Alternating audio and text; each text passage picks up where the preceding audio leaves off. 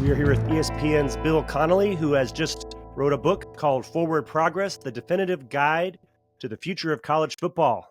Bill, welcome to the Heisman Trophy podcast. Appreciate you having me. You know, in your mission statement, you describe college football as forever maddening, forever incredible. What made now the right time to step back and write this definitive guide to its future?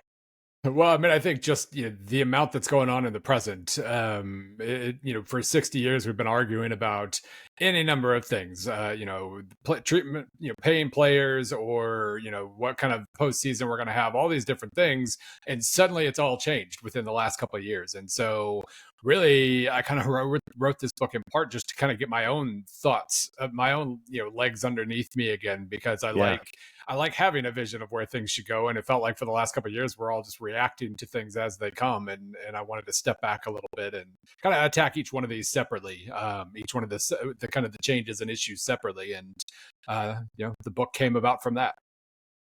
Yeah, I've read some of it, haven't been able to get all of it yet. But you did start in the first chapter with the 2006 Rose Bowl game between USC and Texas.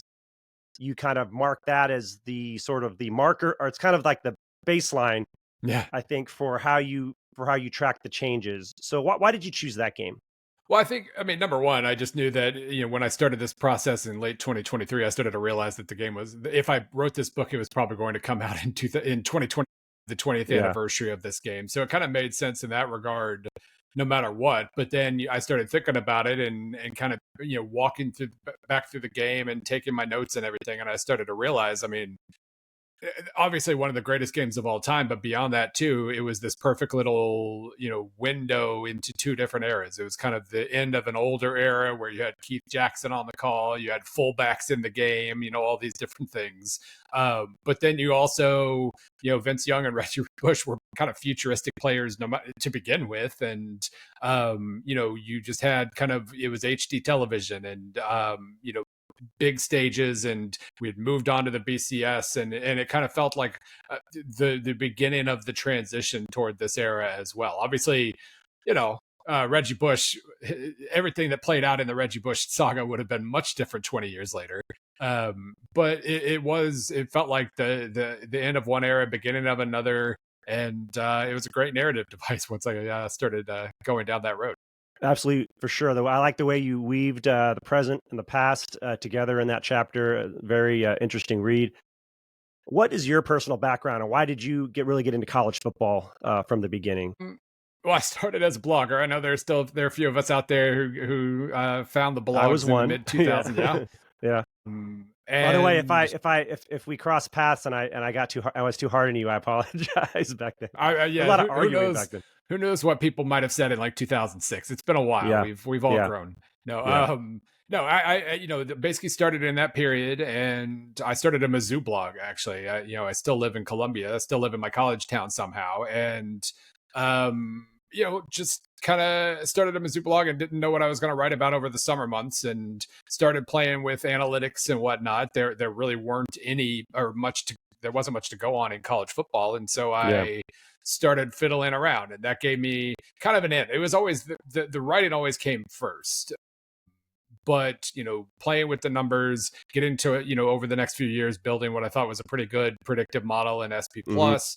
It kind of gave me a way to understand the game. Then I started full time with SB Nation in 2011 and got to, start to know the coaching side of things. And I it was just really fun trying to understand how the game works from a lot of different directions. And just that, and lots of writing through the years, I developed a specific kind of perspective on things, and it's led to a few books and a decent career.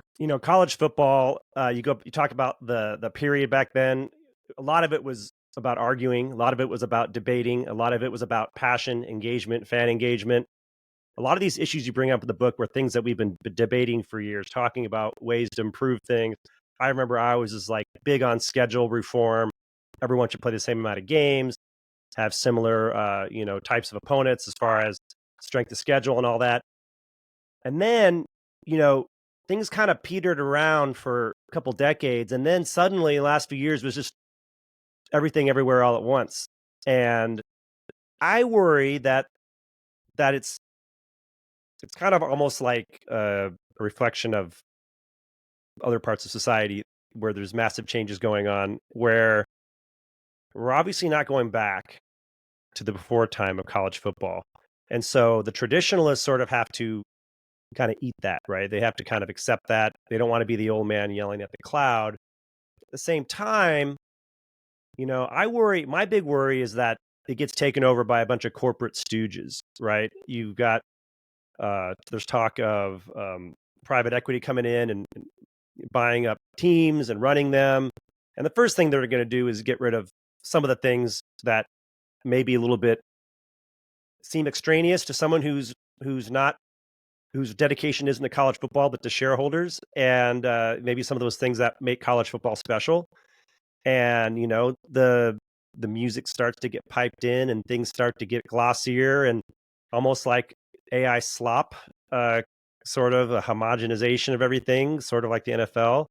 How do we go through this change while still retaining the things that, for a lot of us old timers, made college football so appealing and so intriguing?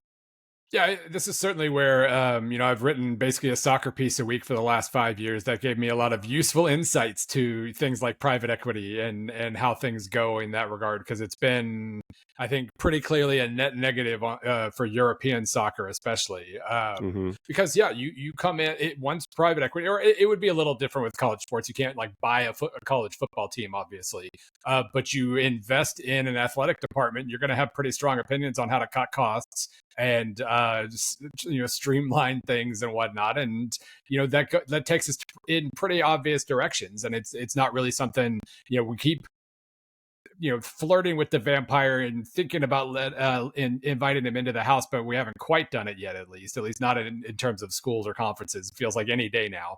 But no, I mean, there are all these kind of influences when the pursuit of more money takes over everything else, and there's nobody in charge of the sport to stop anybody from doing that.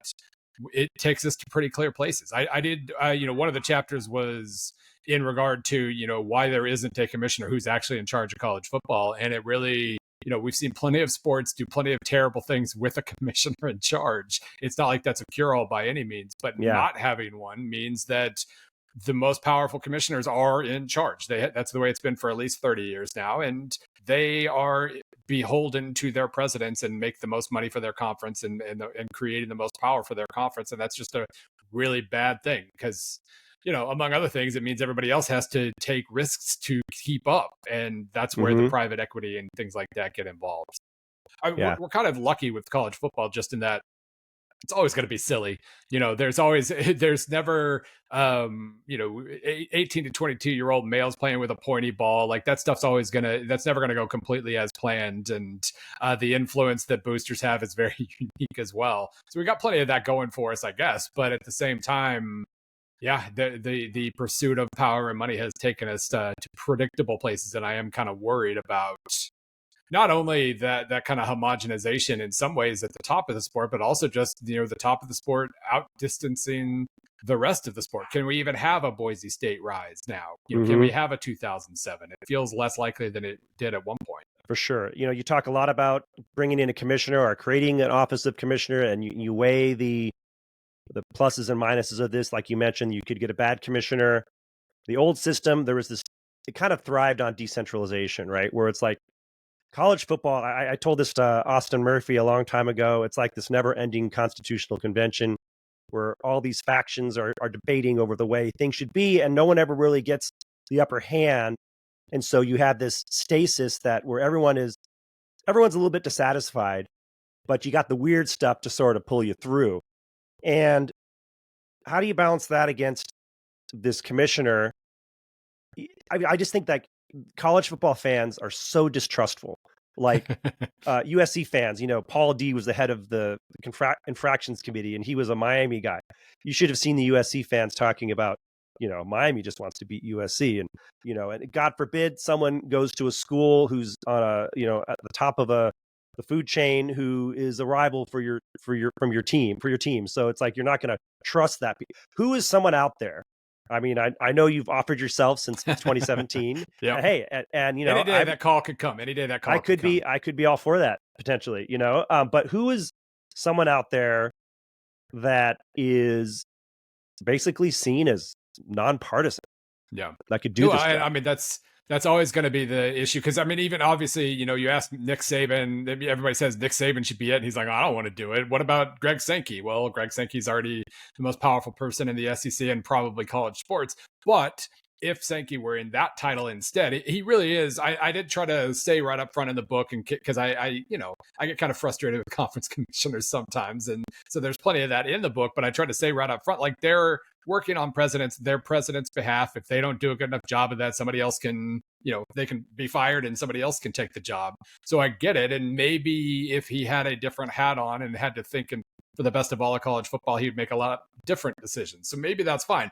But you're right. He would always still have been the SEC commissioner. And anybody you put in that job will have graduated from some school that has college football. And the way fans are, I mean, I guess really it wouldn't be any different. The only difference would be you'd be distrustful of a person instead of like the NCAA just being this kind of mass thing that everybody decided was conspiring against them. Maybe Yeah, that wouldn't be that big a change, but you're right. Like people will find a way to theorize about whatever conspiracies are holding their team back. I have to admit I kind of miss the old days of the evil NCAA, all powerful, completely irrational, with just a labyrinth of regulations and things that people couldn't understand. It was a charm to it. Uh, there's here's a question I've been asking a lot of people on the show, a lot of journalists on the show when they come on, and I'm trying to figure this out because anecdotally, I walk around, I talk to people who are into college football, and here's my anecdote: the people who've been following it for a long time are like, "Oh man, I don't even really, I don't know, I don't even know who's on the team anymore. Right. It doesn't make any sense to me. Why am I interested to see Cal play NC State?" Yeah. That kind of thing. I see a lot of that. There's a lot of people who are turned off by that. That's just anecdotally. But then there's this other anecdote where I know this guy who not as long as I've known him, he's not into college football very much. But now he suddenly knows a lot about teams, and that's because of betting. And betting is such a big part of betting's legal in so many states now, and you can go online with your phone and do all these prop bets. And it's my theory. It's completely right now just a completely uh, unvalidated theory, but I'm curious for your opinion. But how much of the increase in popularity in the sport, which has been marked in the last few years, and and is accounted to the playoff, how much of it is sort of like this attention being paid because of the bets? The same way that like if you took away fantasy football from the NFL, what would their true ratings be like? Well, I guess I mean we don't really have to worry about gambling being, re pro prohibition coming for it at this point. It's infiltrated too much. But I mean you're right. That's why those late Hawaii games are so popular in a lot of cases, is because that's the only game in that window. So I'm watching it and I'm betting on it, Right. and that is certainly part of it.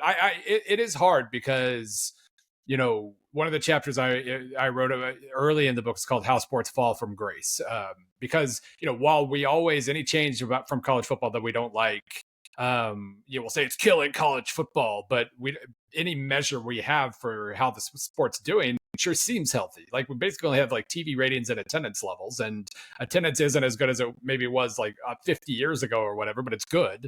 It's up from a few years ago. Ratings are fine, but you're right. We can't really separate, is that because the sport's doing the right things or because, gambling's a thing? And there are a whole heck of a lot of college football games to gamble on at any one time. So it is tricky, but it does kind of reinforce one of the parts of that chapter where, as one of the biggest lessons here is you just aren't in control as much as you want to be.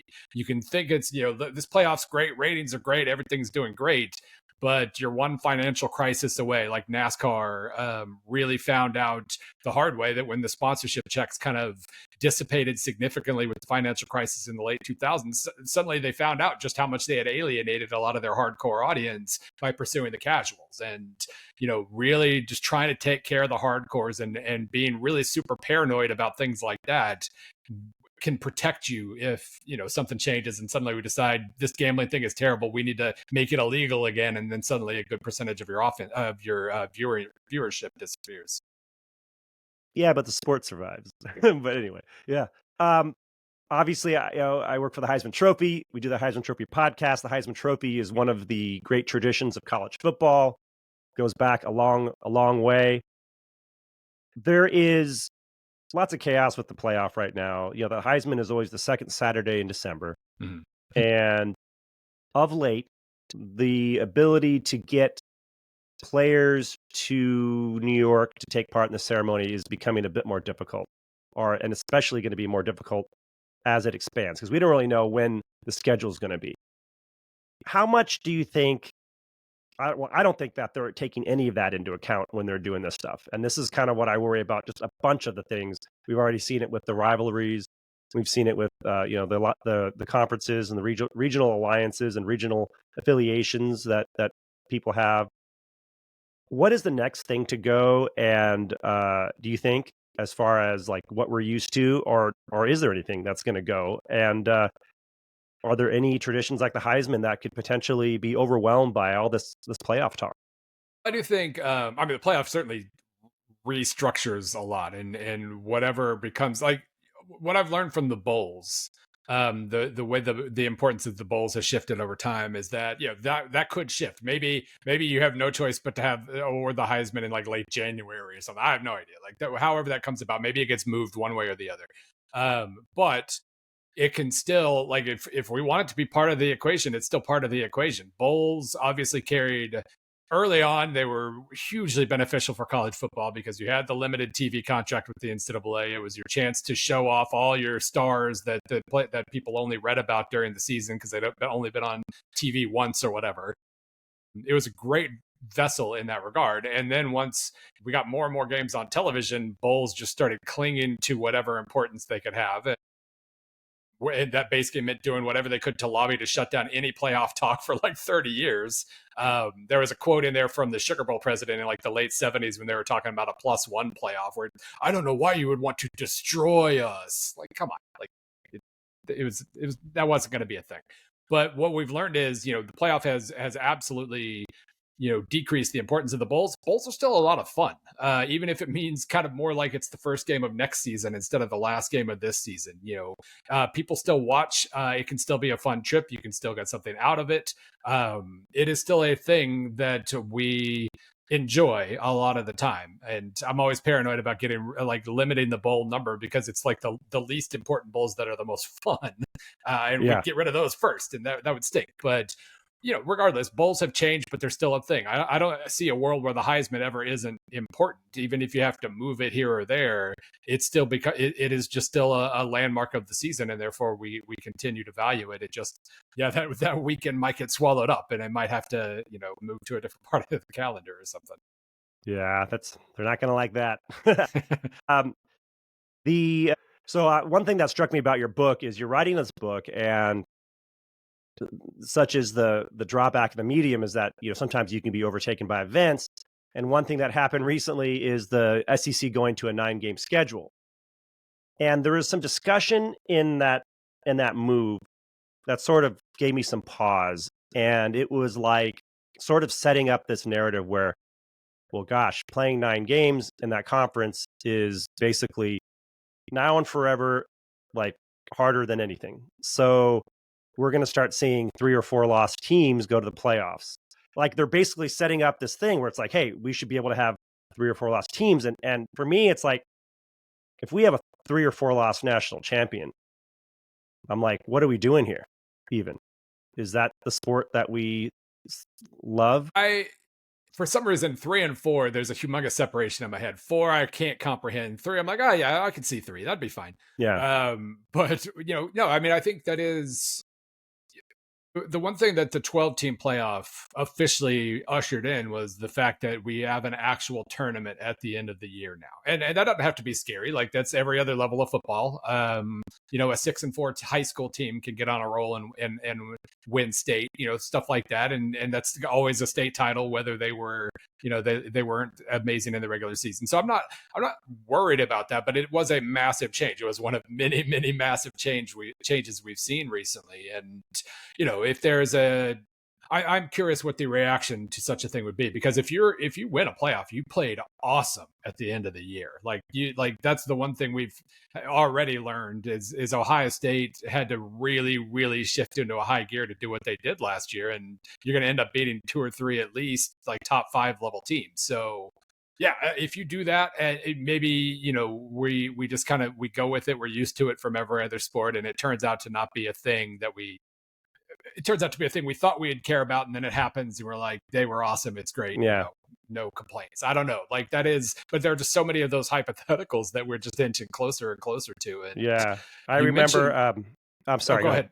No, I remember listening to Marcus Allen talk in the early 80s about before the season, and they'd ask him, what's your goal for the team? What's the team's goals this year? He said, our goal is the same as it is every year, to go 12-4 and win the division, yeah, to lose 4 games. yeah, And it's like, where is you should want to win every game.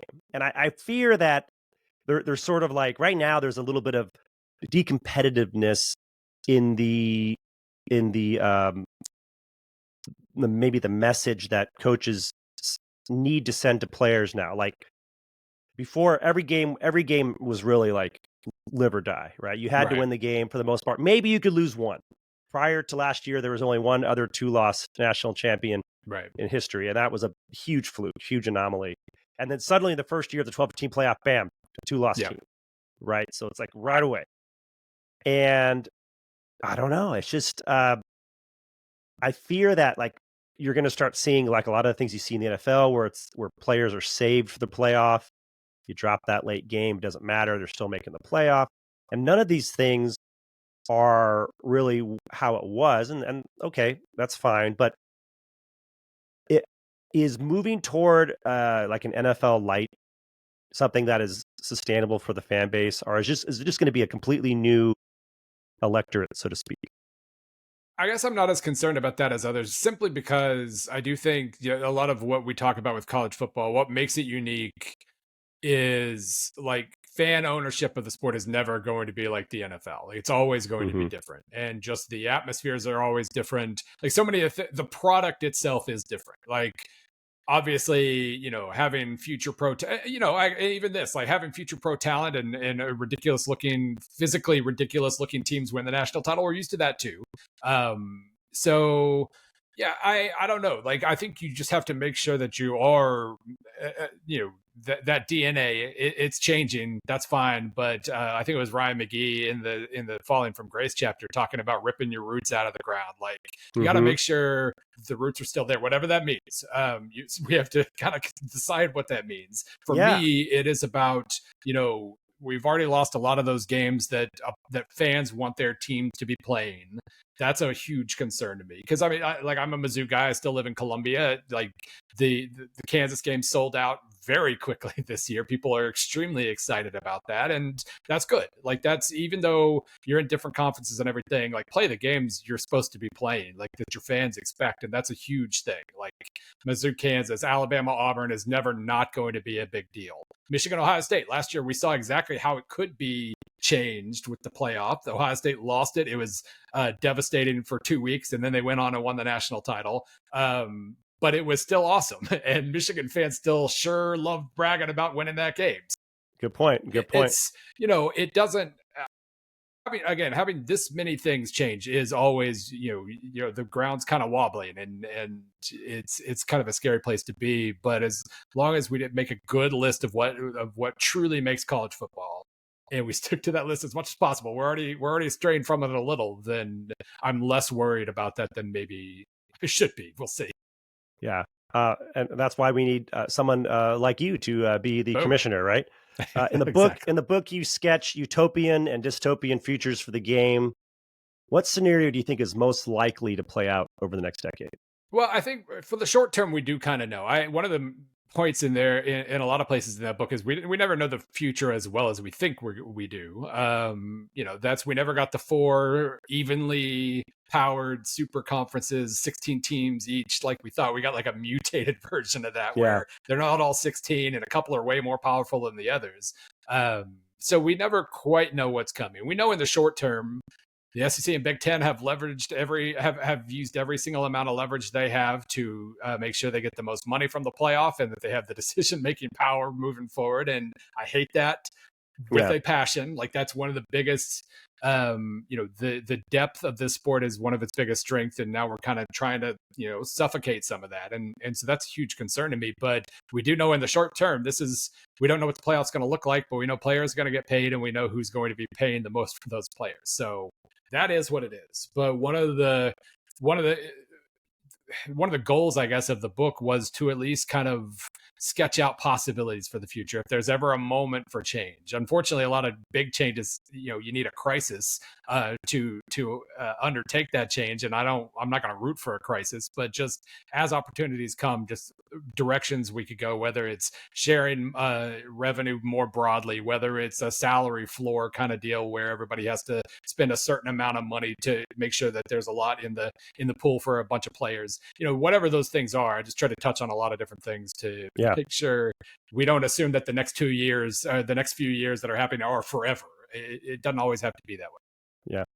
One of the things I've noticed that in the discourse, in the media coverage, I'd say like 80% of coverage of college football right now has to do with NIL, TV rights, Yeah. conference, like basically a bunch of like everything but the game almost. And the recruiting sites, which for many of the diehards, like those recruiting sites, I feel they're just not what they were, because recruiting isn't really recruiting anymore. It's Right. like it's just bidding or and it's super opaque. You don't know what's going on. There's no way to really cover it properly.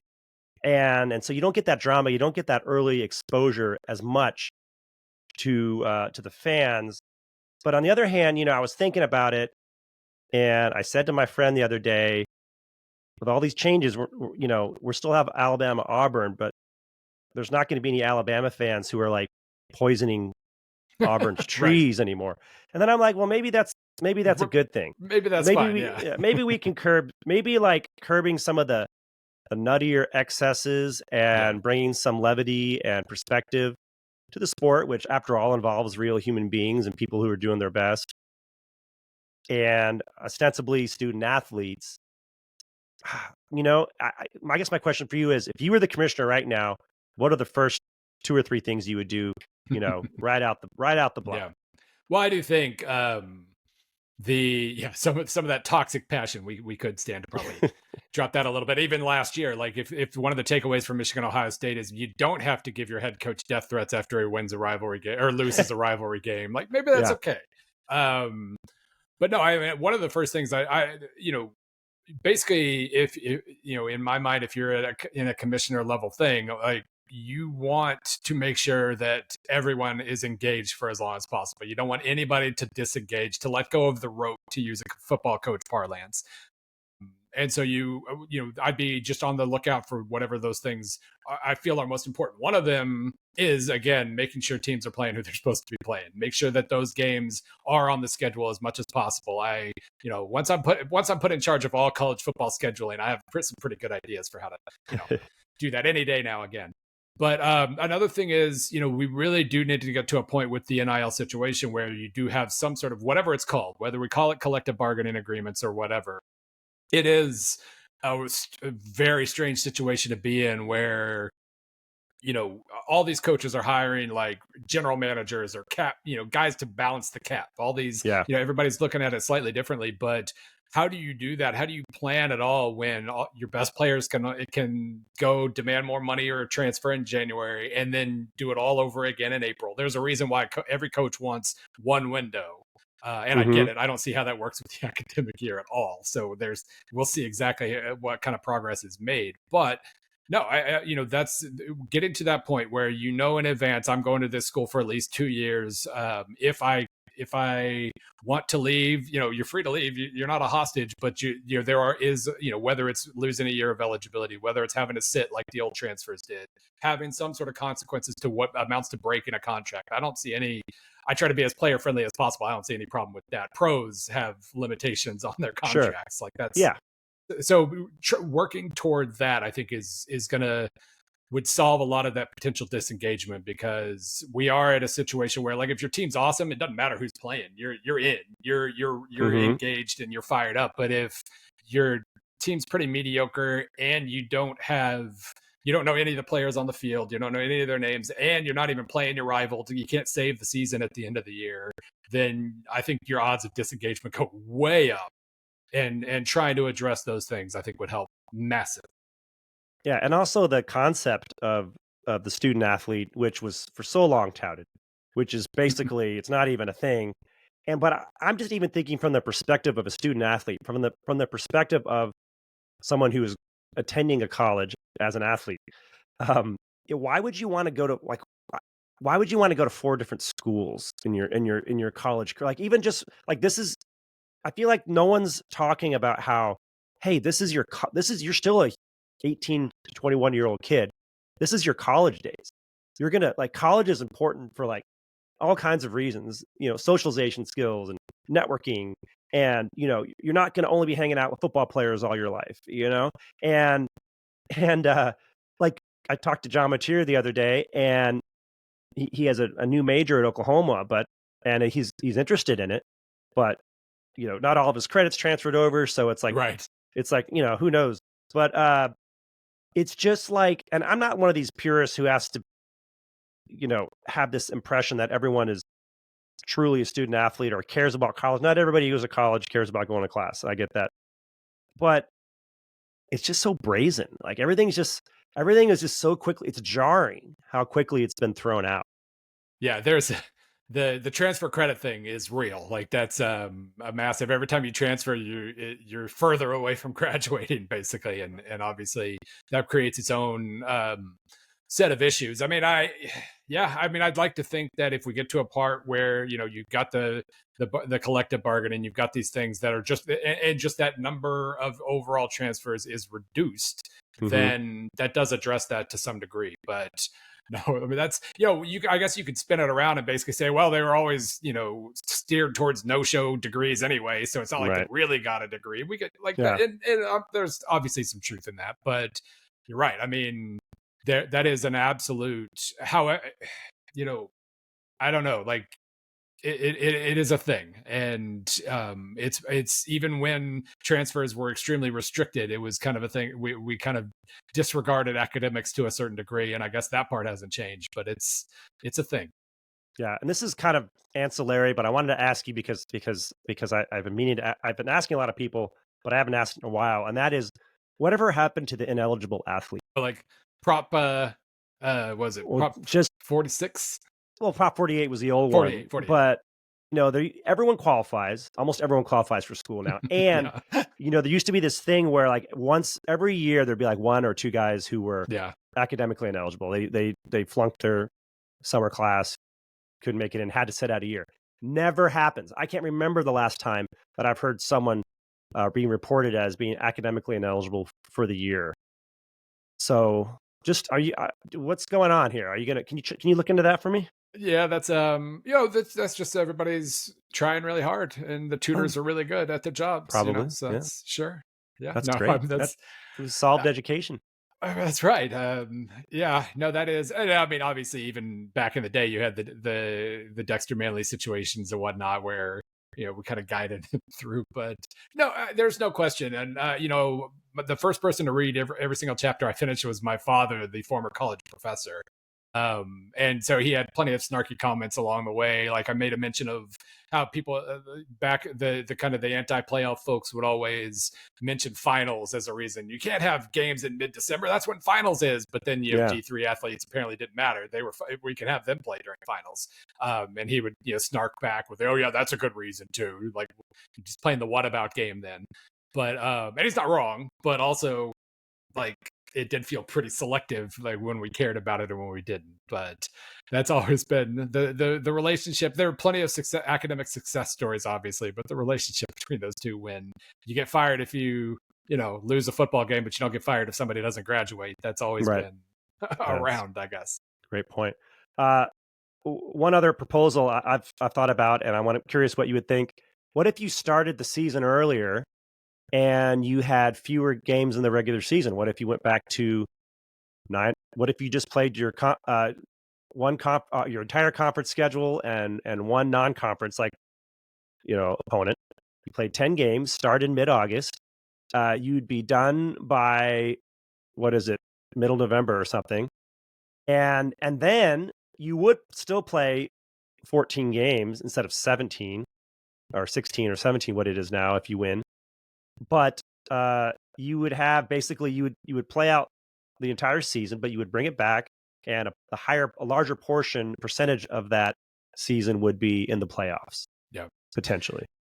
I mean, we know just from like we know that nobody's ever going to give up money, so that's obviously an obstacle. I am along those lines though. Like we're never going to go back to 10, but I am very curious. I've almost been kind of disappointed that we haven't explored one of the COVID era phenomenons a little more, and that was the Big Ten. Big Ten frustrates me constantly, but back in 2020 when they did the thing where like everybody plays on conference championship week. Like we're just going to pair off teams. Obviously, it got completely messed up by positive COVID tests and whatnot. But the idea that basically we play all but one of our games, everybody, and then the 12th game is conference championship game, or pairing teams off approximately based on standings to kind of avoid rematches, but play that extra game. That would be right now the biggest kind of the strangest part of the schedule to me is obviously conference championship weekend, where what we saw last year is teams that almost suffered from winning their conference title because they ended up apparently rusty in late December, and Carson Beck got hurt and all those things, and so there wasn't really a reward there. It does feel like I hated the auto bids, the 4 auto bids, and the play-in games and all that idea, but going like partially down that road and basically just creating a full weekend slate where maybe it's not a play-in game, but number 3 is playing number 6, and it could have playoff consequences and everything. I don't see a problem with that at all, and that would at least cut off 1 and make sure that everybody finishes the season at 12 games, and it wouldn't cost you that much money either. Right. At the end of the day, what worries you the most about the sport's future? And what gives you hope that Saturdays will always be too perfect to lose, as you talk Yeah, I about in the mean book? the evidence for Saturdays is just we every off season we spend 8 months complaining, and all, the discourse gets toxic every single year, and I hate it, and I hate having to care about how much power this has or the financial leverage over here. That's not why I got into this. I got into it because of Saturdays, and Saturdays are still spectacular. Like that was last year. you know, we all have our own set of grievances, but Saturday was still Saturday. It was still great, even though Ohio State Michigan didn't end up meaning what it used to mean. It was still awesome to watch, and rivalry week was still great, and the stands were still full, and all that. So yeah, like maybe it really is just that while sports popularity can rise or fall to a certain degree, maybe it's just we are just too invested in college football. The hardcores won't leave in the same rate that they did with NASCAR. Maybe that's all true, and I can't really. Maybe it is. Maybe, and I can't dispute that at all. But like I said, the disengagement thing is what I'm most paranoid about, and what I have to watch for, because like you said, even TV ratings don't really tell us how healthy a sport is if people are just watching it to gamble. And to me that comes down to, if we further separate haves from have nots, and a lot of people just don't have a reason to think they're really part of that crew. 50,000, there's nothing saying 57,000 fans have to keep showing up at Iowa State home games. If the SEC and Big Ten just separate themselves to that degree where they're not part of big time college football anymore. That was one of the examples I used in the book, was like Iowa State fans, like Iowa State's never threatened to usurp anything. They have 2 top 15 finishes ever. Like they're not taking Texas's place, Yeah, but 7,000 show up, and we have to make sure that they continue to show up if we want the sport to be as healthy as possible. So that thing, the roster flipping and the disengagement that could come from not relating to your team, those are my biggest concerns right now. And I feel like a lot of this is just we're in this middle area right now where eventually we'll have something resembling collective bargaining and eventually we'll have this and that. But right now it really is kind of a free for all, and it's been fascinating to watch. It is a revolution in college football that really we've been uh, going through the last few years for sure. The book is Forward Progress, a definitive guide to the future of college football. The author is Bill Connelly of ESPN.com. Thanks, Bill, for coming on the show. It's a really interesting book, and everyone should go out there, get it on Amazon. And where else could they get it, Bill? And it's on September 2nd is the debut, right? Correct. Pre-ordering on Amazon is apparently the best way for algorithm-related purposes, but I know you can get it at bookshop.org right now. And also, as far as I know, it'll be in actual physical bookstores as well, starting next Tuesday. So, yeah, however you get it, I would certainly appreciate it. That's awesome. What I've read so far is outstanding. You're an excellent writer. Looking forward to reading the rest, and curious to see what other ideas you have as we move forward. Me too. Like that was I like brainstorming. All right. Well, thanks a lot.